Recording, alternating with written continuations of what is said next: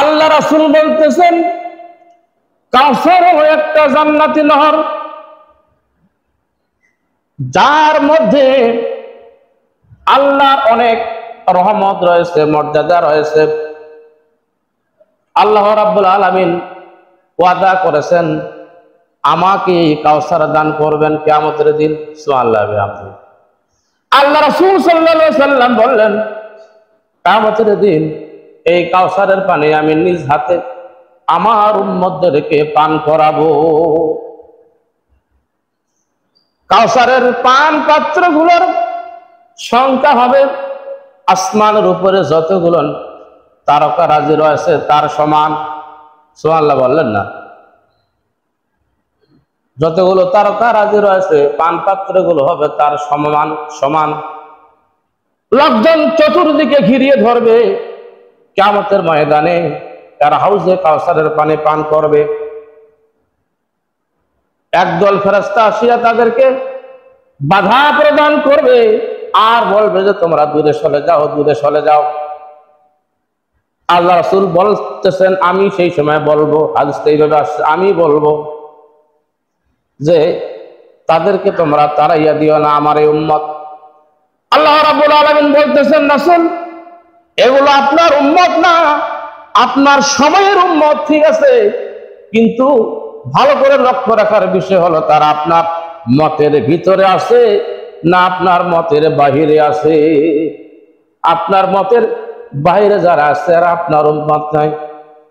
শুধুমাত্র কেবলমাত্র যারা নবীকে নেতা বলে মেনেছে জীবনের সর্বক্ষেত্রে এরা হলো নবীজির উম্মত, আর যারা অন্য কাউকে নেতা মেনেছে তারা হলো ওই দলের ওই নেতার উম্মত। ঠিক কিনা?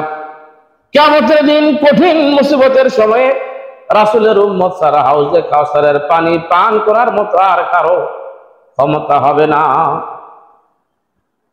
হাউজে কাউসার সবাই খাইতে পারবে না।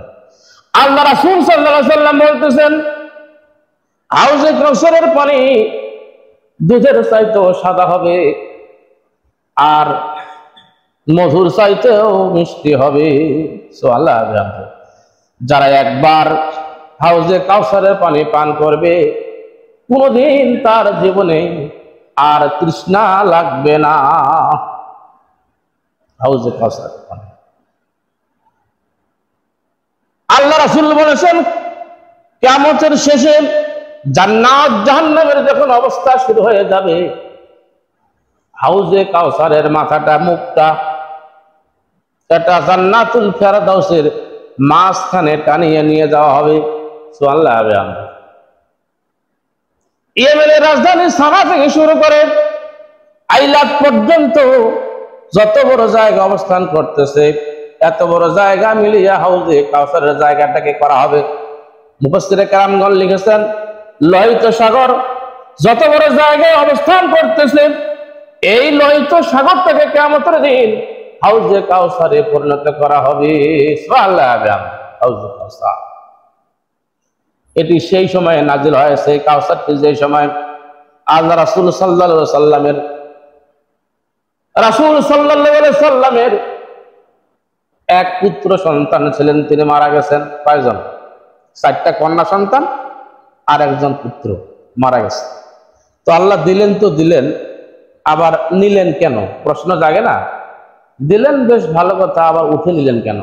মাকানা মুহাম্মাদুন আবা আহাদিম মির রিজালিকুম ওয়ালাকিন রাসূলুল্লাহি ওয়া খাতামান নাবিয়্যিন। আল্লাহ রাব্বুল আলামিন বলতেছেন আকে নন্দার বিশ্বনবী মুহাম্মদ রাসূলুল্লাহ সাল্লাল্লাহু আলাইহি ওয়াসাল্লাম কোন পুরুষের পিতা ছিল না। কার পিতা ছিল না? পুরুষের কোন পিতা ছিল না। কাসেম যখন ছোট্ট ছিল রাজাল পর্যন্ত পৌঁছার আগেই, পুরুষত্ব পাওয়ার আগেই কাসেমের মৃত্যু হয়ে গেল। কুহুলিয়াত অবস্থায়, ছোট্ট অবস্থায় কাসেমের মৃত্যু হয়ে যায়। যার কারণে আল্লাহ বলেছেন মাকানা মুহাম্মাদুন আবা আহাদিম মির রিজালিকুম, তিনি ছিলেন না, মুহাম্মদ ছিলেন না কোন পিতা, কোন রেজাল, কোন পুরুষের। সুবহানাল্লাহ। রেজাল পর্যন্ত পৌঁছার আগেই কুলিয়াদ অবস্থাতেই, শিশু অবস্থাতেই কাসেমের মৃত্যু হয়ে গেল। মক্কার কাফেররা এবার নানান ধরনের কথাবার্তা বলা শুরু করে দিল। মুহাম্মদের বংশে বাতি জ্বালার মতো আর কেউ থাকলো না। মুহাম্মদের বংশে কি বাতি জ্বালার মতো আর কেউ থাকলো না। যাদের ছেলে সন্তান নাই তাদেরকে আরব ভূমিতে বলা হয় অবতার। কি বলা হয়? যাদের সন্তান সন্ততি থাকার পরে ছেলে ছিল মারাও গেছে তাদেরকে বলা হয় অবতার। আরববাসীরা আল্লাহ রাসূলকে অবতার বলে। রাসূল তো নিঃসন্তান, তার ছেলে নাই।